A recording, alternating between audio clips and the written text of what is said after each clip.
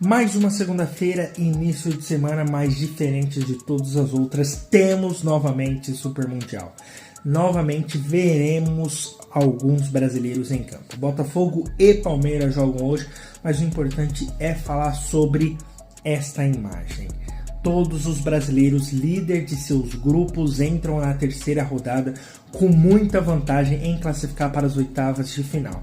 Inclusive, vários dos europeus perderam jogos, principalmente o atual campeão da Champions League, mas isso você já está sabendo, ainda mais a sacolada que o Flamengo deu em cima do Chelsea, fora alguns sustos que outros europeus passaram aí, como a Internacional, que quase perdeu para um time asiático, o próprio Real Madrid, que antes de ganhar de 3-1 do Pachuca, viu ter um jogador expulso ali logo no início, mas conseguiu jogar até melhor com 10 do que com os 11 em campo. Enfim, estamos vendo sul-americanos contra europeus e é uma sacolada com gosto, fora o Boca Juniors, que infelizmente acabou perdendo para o Bayern de Munique. E aí eu venho trazer uma coisa.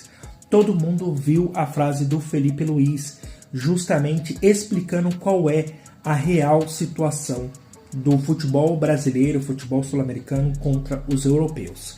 E também vou colocar aqui uma observação do Thiago Leifert, que é basicamente o seguinte: Felipe Luiz constata que existe sim uma elite no futebol que engloba mais ou menos 8 a 10 clubes europeus, e esses clubes basicamente são praticamente inalcançáveis, tanto em questão de dinheiro, organização, qualidade de jogadores e plantel muito bem recheado. Se eles quiserem roubar,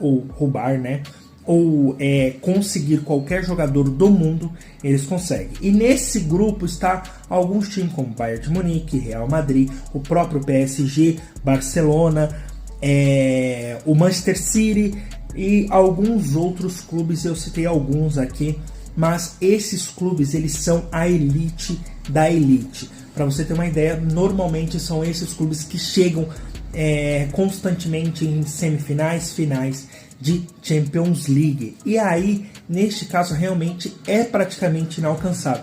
Mas isso não quer dizer que eles não possam sofrer uma perda como o próprio PSG sofreu contra o Botafogo. Agora, os clubes brasileiros como Flamengo, Botafogo, Palmeiras, o elenco do Corinthians hoje, alguns times sim se enquadram nesse segundo escalão, ou seja, que seria bons times da Europa, mas que não é essa elite mais